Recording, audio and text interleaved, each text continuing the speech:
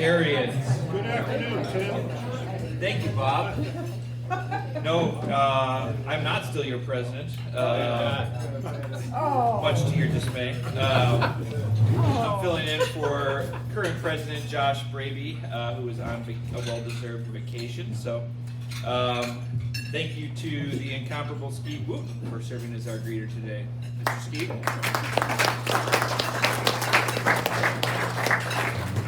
And so I will lead us then in the Pledge of Allegiance and the four-way test, and we will then greet each other. So please stand. I pledge allegiance to the United States of America, to the republic for which it stands, one nation, under God, indivisible, with liberty and justice for all. And the four-way test. Is it the truth? Is it fair to all concerned? Will it build goodwill and better friendships? Will it be beneficial to all concerned? Now, please greet your fellow Rotarians. Hello, fellow Rotarians.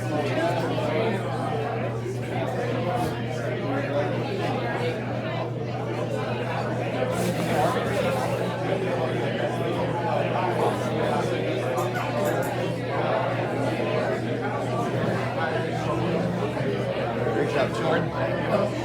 Harvey. Yeah, I'll get it off there when he speaks. I don't know, I feel like it's here. No worries.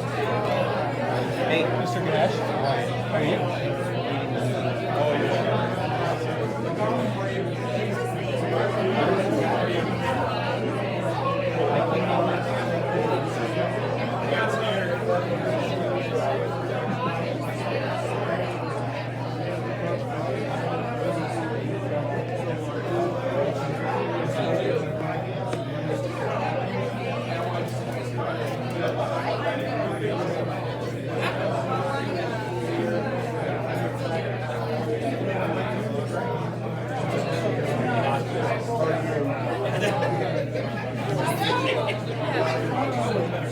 Hope you're well.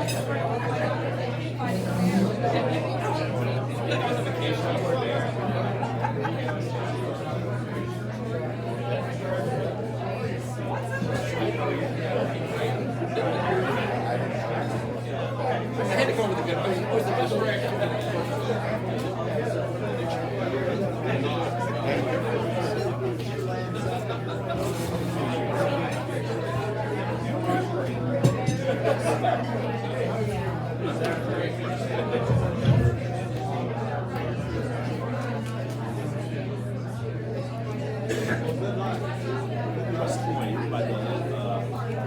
Okay. As we return to our seats, I have a number of guests to introduce, and we will, as is tradition, guests, I will introduce you, and please, everyone hold their applause, and guests, just go ahead and stand up and remain standing, and we'll recognize you as a group when we are done. First, our speaker, Kevin Nordmeyer, brought his better half, Beth. Past President Sean Mullen brought a fan club of our speaker today. Sherry Mullen, Sean's wife, is here, as well as Sherry and Sean's daughter, Katie Mullen, who works for Keller Williams and is married to Kevin and Beth's son, Tom Nordmeyer, a veterinarian at the Ankeny Vet Clinic. So those are all the connections there. Visiting Rotarian and President-elect of the Johnston Rotary Club, David Boberg, is joining us.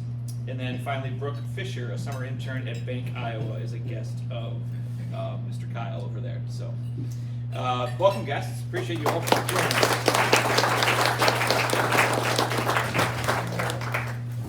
We do have a birthday. Today is Des Moines Art Center Director Kelly Baum's birthday.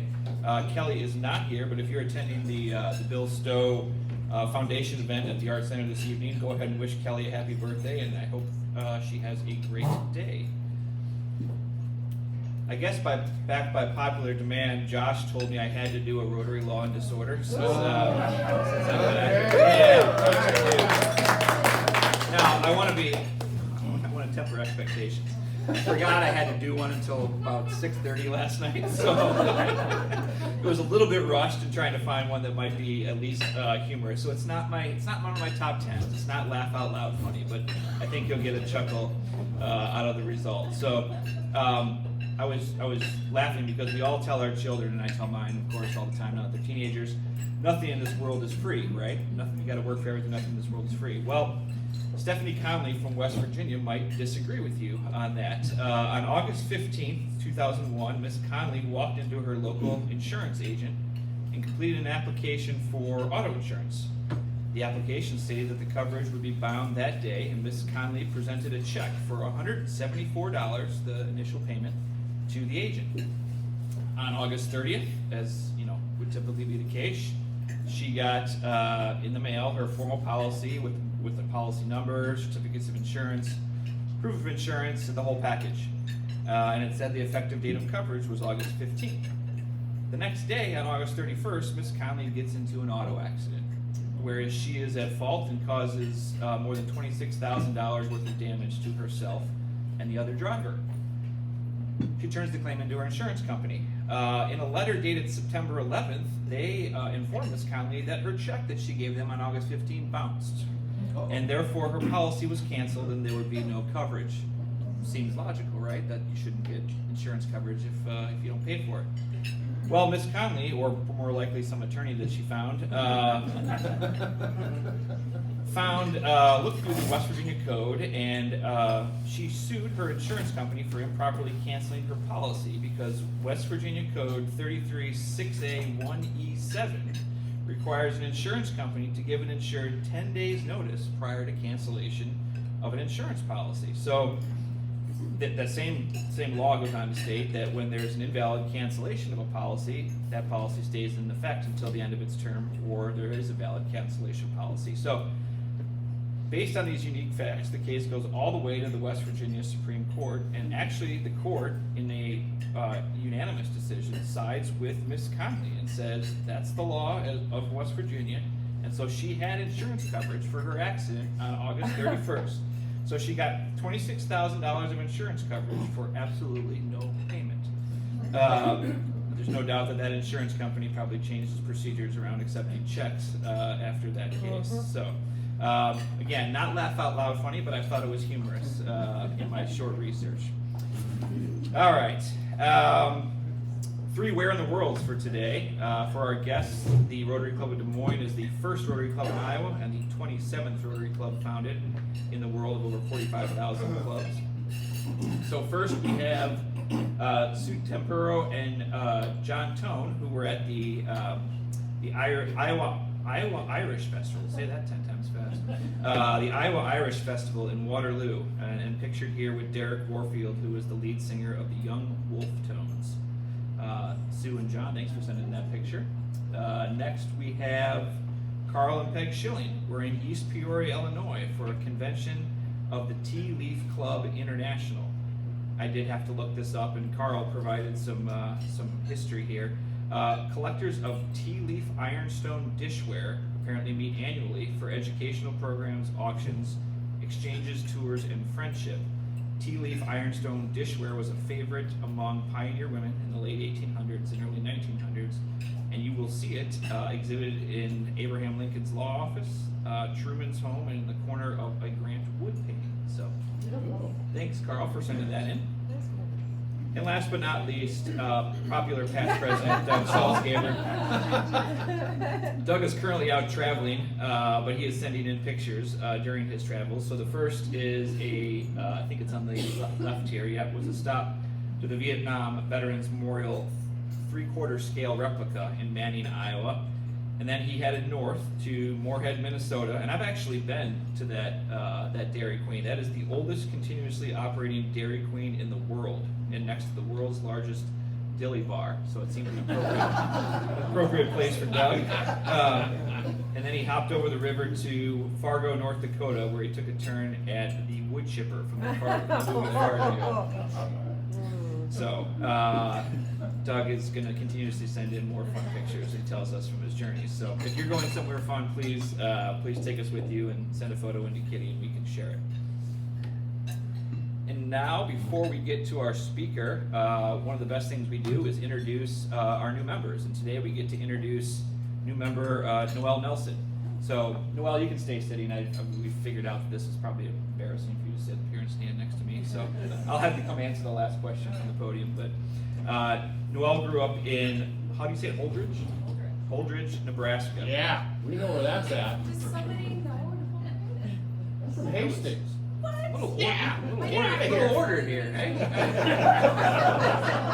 Sergeant at Arms on you, Mr. Kelly. I know where Holdridge is at. In Holdridge, life revolved around Cornhusker football and Yeah. small town values, and some of the best stakes money can buy. She attended Creighton University on a softball scholarship until an injury changed her plans and sent her to Simpson College here in Indianola. Noelle's first, why does it say Nicole in the script? Noelle's first job took her from a small town in Nebraska to an inner city classroom in Des Moines, an experience that taught her early that our hardest seasons often become our best teachers. Noelle spent 22 years with Des Moines Public Schools before leaving to launch Talent Collective DSM, a nonprofit working to disrupt the cycle of poverty by connecting talented young people to high-demand careers that our community desperately needs. And Noelle spoke to us last year about that. She is the proud mom of 2 young adult children, Gavin and Ava, and a partner to Nick, her amazing second chance. So, as is tradition, we asked Noelle 4 questions. You've got a free day. What will we find you doing? And Noelle states, ideally somewhere outside, traveling, wine tasting, listening to live music, or enjoying dinner and drinks on a patio with people she loves. If the weather isn't cooperating, there's a very good chance you will find her deep into a true crime documentary. Yes.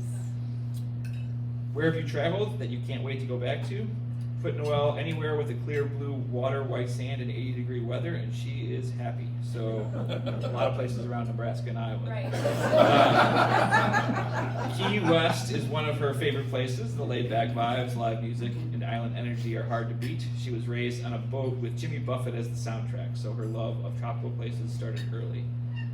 What's the best advice you've ever been given? Good leadership is not just about deciding what you're going to do, it's also about being clear on what you're not going to do. Focus takes discipline, and sometimes the most strategic decision is simply saying, not now. What talent or skill do you possess that might surprise or delight people? I was talking to Noelle about this beforehand. Of course, growing up in central Nebraska, in a tiny farming community, she grew up loving to sail. Again, that makes sense, I don't know. But I'm not sure whether her love, she says, I'm not sure whether I loved sailing itself or simply time with her father, but some of her very best childhood memories were made on the water in what was apparently a man-made lake, right, in Nebraska. And then finally, Noelle will answer this one from the podium. You have joined the Rotary Club of Des Moines. What are you most looking forward to tell your friends and family about our club? I'm just excited that somebody from Hastings is here. Not too far from us. So I came across a quote last week actually that seemed timely, and it said, the busier you are, the more intentional you must be. And that really resonated with me. So when I think about how I choose in this second chapter of my life, I'm coming up on 50 soon, where do I want to spend my time and where do I want to put my energy? And so this group, after visiting, and thank you Marnie for the invitation, seemed to check those boxes. I do a lot of, and our public educators know this, education's a grueling business. We're around a lot of trauma, a lot of needs, a lot of exciting successes as well, but it takes a toll. So where do you find those spaces to recharge? And it's really grounding for me to come even once or twice a month to join a group of community leaders who truly find the best parts of the city, put a spotlight on those best parts, and it shows that people actually really do care. There's a lot of good work happening in our community. So thank you for welcoming me. Thank you for letting me join. I don't know what the screening criteria was, but apparently I Very strict. very strict, like Cornhusker football and steaks. I'm now a Hawkeye. I've converted, so don't throw anything at me. All right, thank you.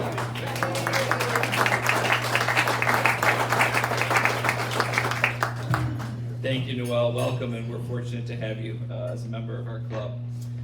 So with all of those introductions out of the way, it's time for Program Committee Chair Chris Anderson to introduce today's program. Chris?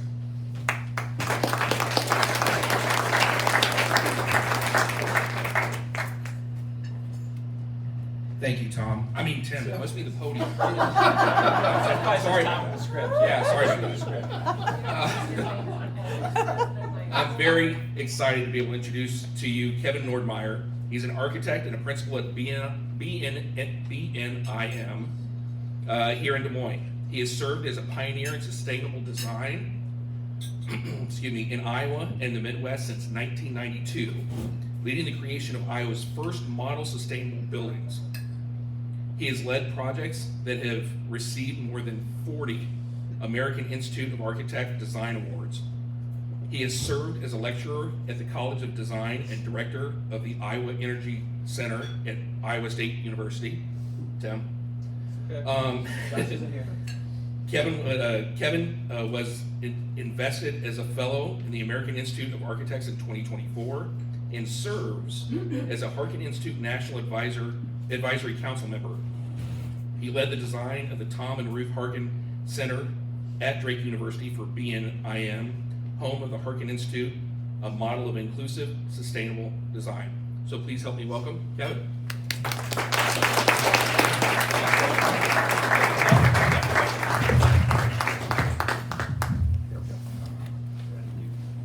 You all hear me okay? Yeah. We're gonna see if this works. It doesn't. I need Kitty's help. Yeah, go ahead and talk while tell a good joke or something. Well, my wife Beth is a public school teacher, and she decided to come today because this is the last meal she gets with adults for 9 months. So maybe another week. So thank you all for asking me to be here. It's a pleasure and an honor. Let's see where to point this. My firm, BNIM, is not going to be an advertisement for my firm, but I thought I'd just give you some context. Rod Cruzy, which many of you know, Rod Cruzy is my partner here in Des Moines, and he started the firm, the BNIM firm in Des Moines. It's an old Kansas City firm. He started the Des Moines office for BNIM. It'll be 20 years ago next year, so it's been a while. We now have 20 people in Des Moines, and the only reason I wanted to show this, so we have a Kansas City office and Des Moines office, and we were the founders of the Committee on the Environment for the AIA. We were the founders of the United States Green Building Council nationally, and as a firm also did the first living building in the world. So our firm has always had this sort of cutting edge, sort of leading relationship with high performing buildings. And so at the Harkin Institute, Tom Harkin, all of you know that when he retired, a couple years before he retired, he established his institute at Drake University, his alma mater for law school. Went to Iowa State for his undergrad, went to Drake for his law degree. And the platforms that they focus on at the Harkin Institute, which is housed then at the Tom and Ruth Harkin Center, are people with disabilities, retirement security, health and wellness, and labor and employment are the 4 areas that they focus on. And their mission there, as you see it, is they try to connect people with policy and education. They're trying to educate the public on these many issues. And so, and I think all of you probably know, in 1990, he passed with the Congress the Americans with Disabilities Act. His most proud achievement, and don't know why I'm getting emotional for him, but it's a proud achievement.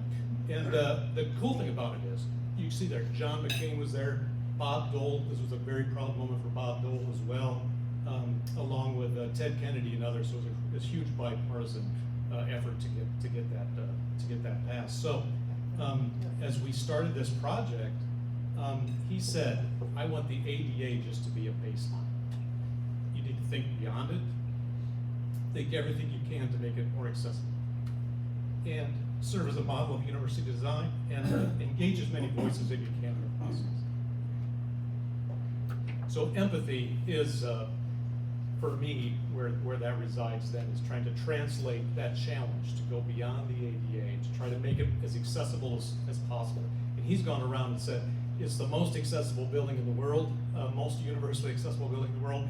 And I've always said, Tom, don't know if we can talk in those sort of extremes. It's probably one of the most accessible buildings, but it is a model for sure to show the world what accessibility can be. As a firm, this is our core purpose. We design and deliver beautiful integrated environments to inspire change and enhance the human condition. It drives our work every day, and it drove the work of this particular project. For me, when we started this project in 2018, we had a meeting out in Washington, D.C., and I was still using a cane. I have multiple sclerosis and was using a cane at the time still. And so when I graduated college in 1990, that's when he passed the law of the ADA, right? So I've only known the Americans with Disabilities Act. It's all I've ever known as to how to design buildings, but I never asked the why. I always knew the how. So the diagrams on the left are like a floor plan of a door swing. So we have to follow door clearances next to doors, for example, or turning radiuses for wheelchairs, and there's all sorts of prescriptive requirements that way. But I don't think any architects, including myself for 30 years, ever thought about why is it that I have to do that? And so the image on the right shows how someone in a wheelchair has to move through, that door. And if it has a closure and a latch, and if you're trying to hold your Starbucks, which I do almost every day, she shouldn't hear that, but it, it's you begin to understand immediately. Oh, I get why this is. So we chose to then take this approach for the building pretty seriously, trying to put ourselves in the shoes of all of those with varying kinds of disabilities: low vision, blindness, hard of hearing, deafness. We started getting into even neurocognitive issues in terms of the design. But here you see a diagram that we use a lot for sustainable design. The red highlighted area are the things that we typically have looked at for sustainable design over the years. So things like resources, energy, water, and ecology, right? Measuring recycled content, energy efficiency, water, stormwater, all of that kind of stuff on a building. What we're choosing to do with this building is have it be a model not only of all of that stuff, but the blue on the bottom left is equity and wellness. So for us, this building represents a new definition of what high-performing sustainable design should be. And we coined the term human purpose integrated design. So buildings that give back and are generous and gracious for the people that visit and work there. Some statistics, according to the U.S. Census, there's 342 million people in the United States. 14% of all Americans, and this is of any age, is 48 million people have some form of disability. That's hearing, vision, cognitive, ambulatory, self-care, and independent living. Now, the CDC has a broader definition. They say 1 in 4 adults, nearly 70 million Americans, they say have a disability. So you can say maybe between 50 and 70 million Americans have some sort of level of disability. And that could be temporary or permanent, disabilities. And in Iowa, we have 12.8% of Iowans, according to the Center for Disability Research. 415,000 Iowans have some form of disability today. And I've looked at geographically. If you sort of tried to say, well, how many is 415,000 people? That's, there's 750,000 people in the Des Moines metro area. So, 3/4 of the population as we look out here, look around, 3/4 of what you would see, that represents 415,000 people with a disability. So the impacts can be huge if we design buildings appropriately. Broadly inclusive design then looks at ambulatory issues, vision, hearing, and cognitive issues. And the ADA, when it was written, of course, it was written as a legal, civil rights legislation. They had to look at the extremes. So they looked predominantly at wheelchairs and the requirements for that, blindness, deafness, and that's about it in terms of the requirements. They didn't really look at any neurocognitive issues. That's where the research is headed right now in terms of the autism and stress and things like that we all experience. But there's areas in between all of these. So there's people that use canes, not just wheelchairs. There's people, many people have just low vision or vision difficulty, but not true blindness. And there's many hard of hearing folks and not just true deafness. So there's this huge broad spectrum of people that we're trying to address through design and try to make buildings more accessible for everybody, not just the extremes. And there you can see these statistics for the percent of the 48 million that on the previous slide, 45% of those have ambulatory difficulties, 19% have vision, 27% have hearing, 40% have cognitive issues, and those are more than 100%, and that's because there's people with multiple challenges. But so you can see the magnitude, the impact that design can have on people is the main point there. So engaging voices was the other thing that Tom Harkins said that he wanted to do, and so this is that first meeting out in Washington D.C. that we had. It was the meeting of the Harkin Institute's Advisory Committee on Disabilities. This is Claudia Gordon. She's the first deaf black lawyer in the United States. And so she's sign language, communicating to the rest of us some important point about deaf space. She asked us at that meeting, have you ever heard about deaf space? And I said, no, I haven't heard about deaf space. And she said, do research on it. There's people that are looking at specific strategies for design for those that are deaf. And so we did, and we've employed some of those strategies. But I asked that group, now that it's nearly, at that point it was nearly 30 years since the ADA was passed. I said, what barriers still exist today? And they said, no one ever asked that question. They said that there's a disconnect still between architects and designers and builders and those that need this kind of design. So the architects aren't asking questions. They aren't engaging the voices of those with disabilities. So you'll see toward the end what we're trying to do more of.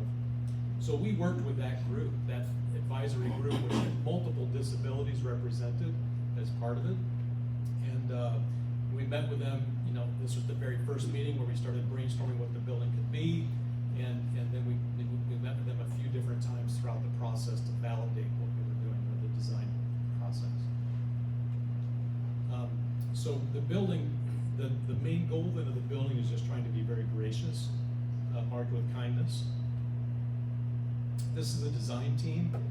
Drake University, obviously, us, Raker Roads, Genus Landscape, Modus, Snyder, Piggott, System Works, White's, Waldinger, and Ideal Energy, and multiple other subcontractors. Is there anybody here in the audience today from any of these companies? Did you? We did the fire. There you go, sorry. My in-law? Sorry, I didn't tag you on the list. So these were a lot of the collaborators during the design process. So the main point here is while I'm a spokesperson here, many people were involved in the effort. I'm a representative of a very large team. So the building sits just south of University Avenue at 28th and University. It used to be a parking lot. Many years ago, I think it was a dry cleaners. So it was when they were excavating for the building, they ran into some gasoline tanks and other stuff. So they had to do some remediation. But you can see how it relates to the Drake campus. It's at the end of a major north-south sidewalk in campus. This is a floor plan. So here, the red bubbled areas are stormwater management devices. So the landscape processes all of the stormwater on the site.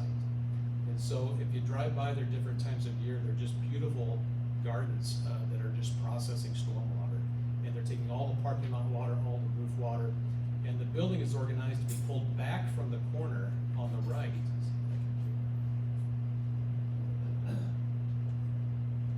I don't know where the laser pointer is in that, but on the right bubble thing there is a stormwater detention garden, if you will. That provides sort of this public entry zone that allowed us to get handicap parking right in that area, really close to the front door. It allowed us to pull the front door off of the street. And so the first floor is a public sort of zone. There's a lecture space, there's a boardroom, there's a gallery space, some support spaces for those kinds of functions on that level. And this is that garden as it's looking back toward campus and the Coles Library there. And so it's just a really beautiful garden that Kelly Norris worked to also make it a really vibrant, year-round, beautiful thing. But its main goal is to process stormwater, just in a beautiful way. The upper floor is where the Institute works. So there's office offices up there that you see. There's private offices on the north and south, open offices in the middle. And then you'll see this winding thing on the right side of that plan. The committee, when I first met with them back in 2018, they said, "Are you sure the building has to be 2 stories?" And I said, "Yeah, the building's gonna have to be 2 stories because of the site." They said, "We challenge you to have people be able to get upstairs without using the elevator, without using stairs." So they didn't say create a ramp, but that's pretty much what they meant. So the ramp, we took that as a challenge, and the ramp ends up being this thing. It's not only a physical connection between floors, it's a spiritual connection. It's a symbol for people, and it reads on the outside of the building. So you can see here from the sidewalk, the ramp as it ascends up, reads on the outside there, and it projects out then when you get to the top, and you get used back to campus and down university. And a view of the ramp on the right. This is the ramp when you're inside the gallery space. So that ramp, the way I've described it before, it's kind of like sinew. This sort of is stitching spaces together. It's sort of, when you're in this space, it's sort of wrapping around you, but it's also weaving between spaces, and it allows you to experience the whole building. And so everyone can use that. So it's not just for wheelchairs, it's everyone. And I think many people choose to go to the upstairs, even though it's about 180 feet. People choose to go that way because it's just an interesting experience than getting on an elevator. I should mention this won a American Institute of Architects Top 10 Green Award building, a national award. So that was validation that this new definition of sustainable design.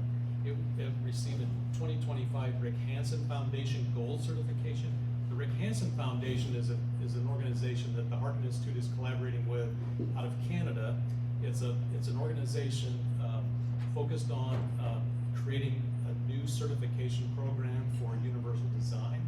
And so the Harkin Institute is collaborating with them, and so they've certified this building with their gold program. And then it's a Green Globe certified building, which is similar to the LEED program that many of you have probably heard about.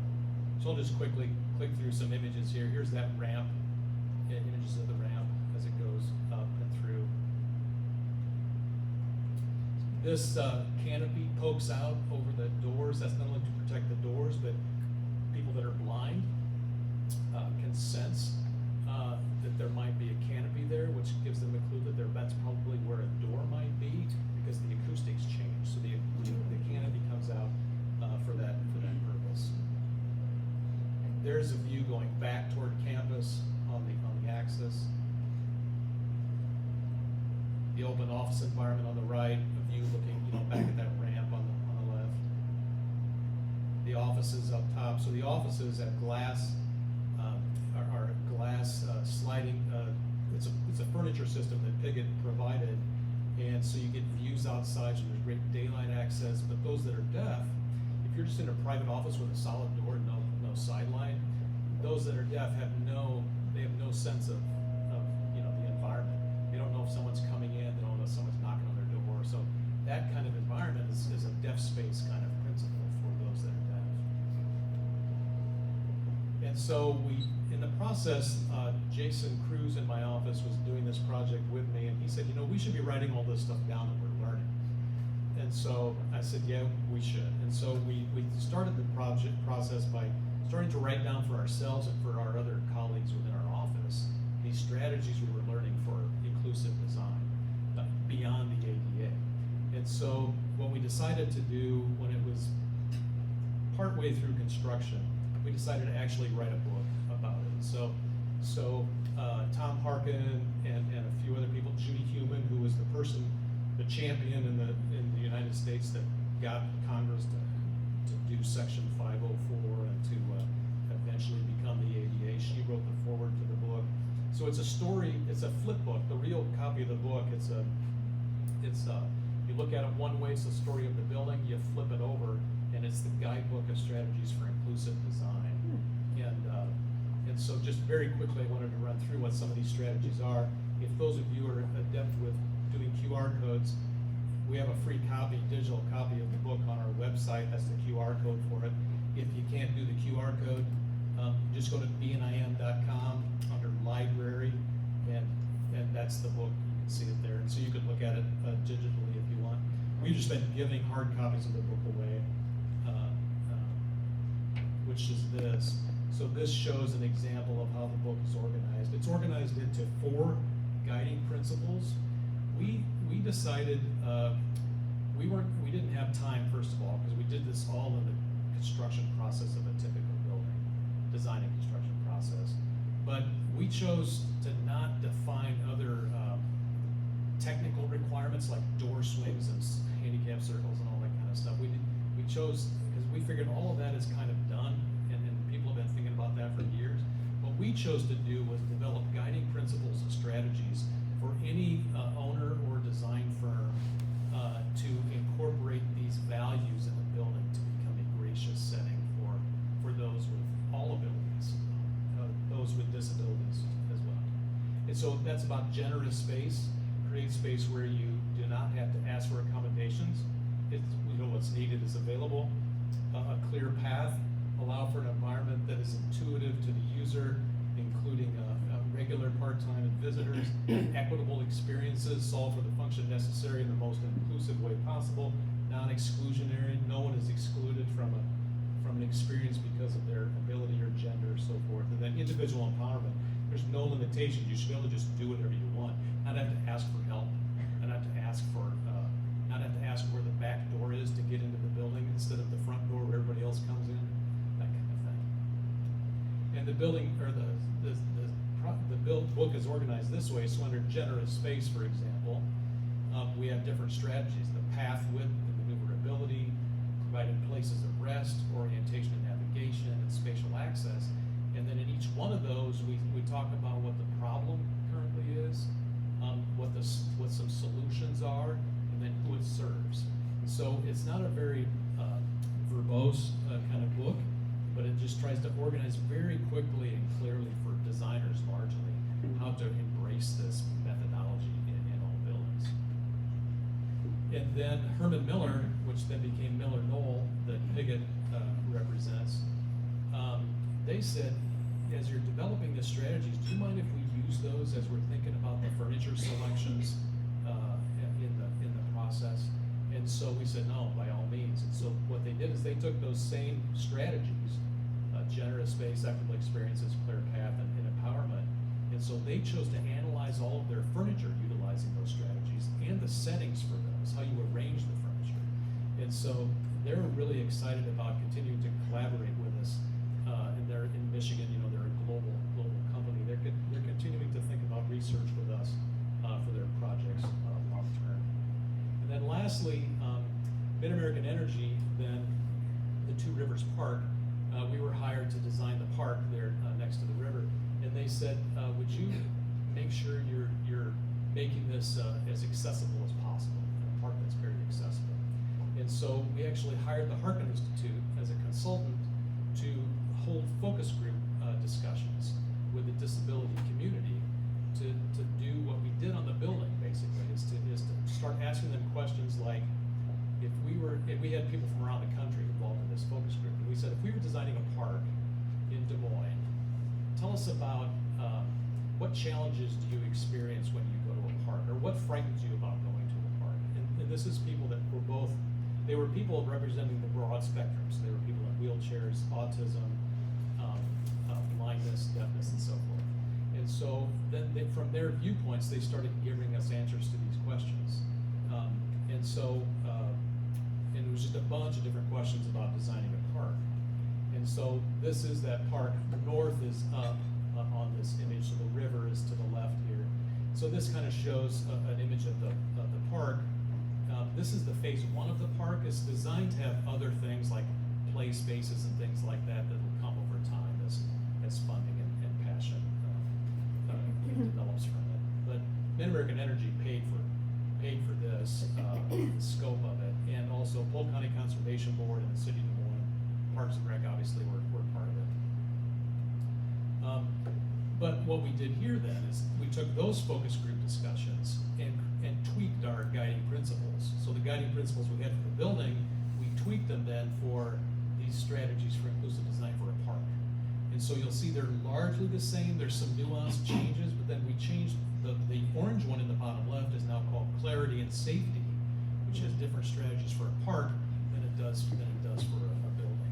And so we started learning through this process that what we're starting to do with the Harkin Institute, we're going to be working with them.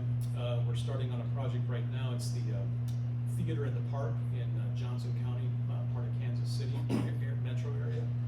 They want it to be the most. It's an outdoor amphitheater theater in a park.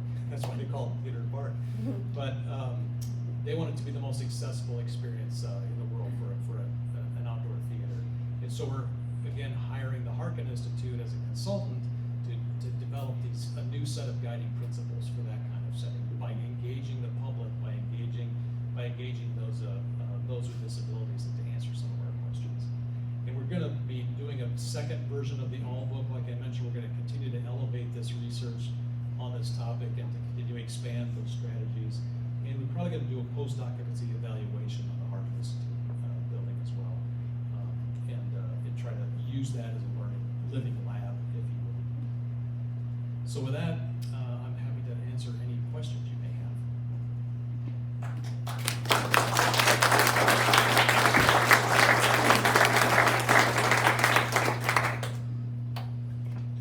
Yes, sir.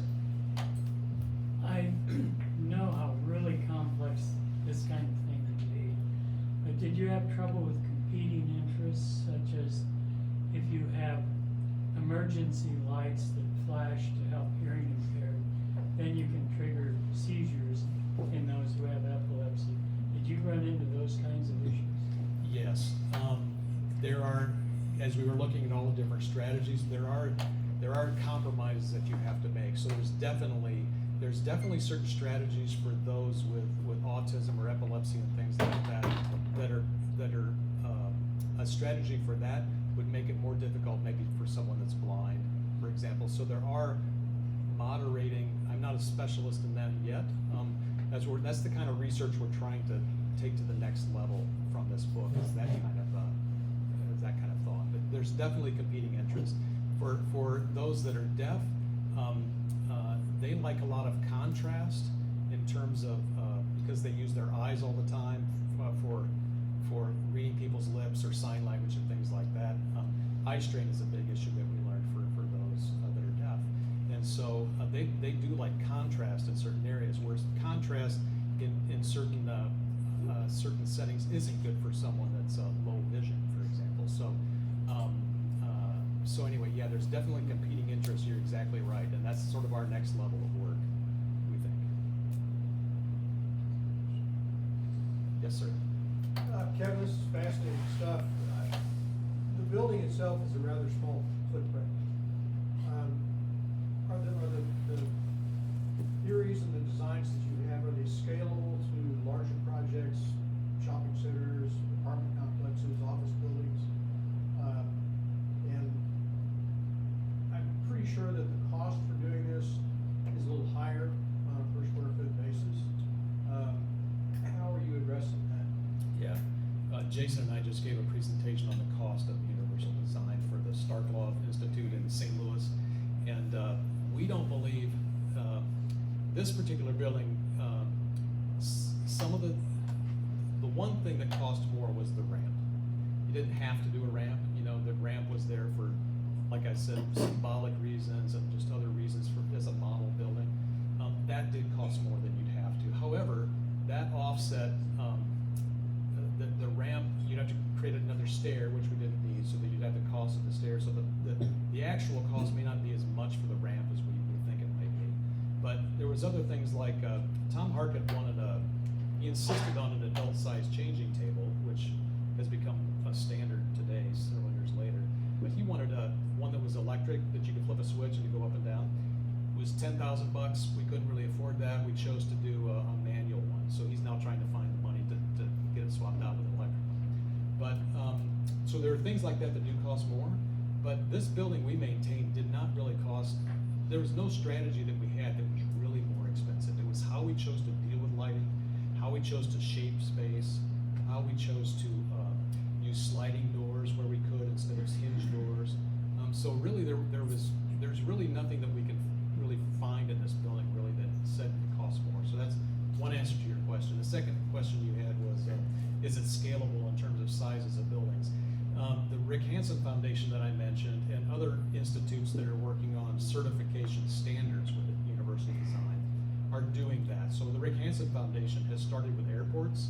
So the LaGuardia Airport, for example, is Rick Hansen certified. That's the first American building that they've certified. The Harkin Institute is the second. And so they're also doing museums, and they've scaled it in terms of building types. So absolutely, it's applicable to any size of building. Yeah. Any other questions? All right.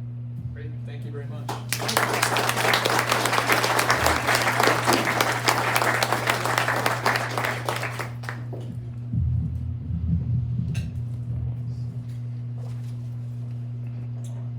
Thank you, Kevin. Appreciate it. Fascinating presentation. And thanks for being with us and sharing the story behind that, the Harkin Center. You and your company's passion for creating spaces that are both sustainable and inclusive is inspiring, and we appreciate the impact your work is having here in Iowa and beyond. So, again, round of applause for Kevin Nordmeyer.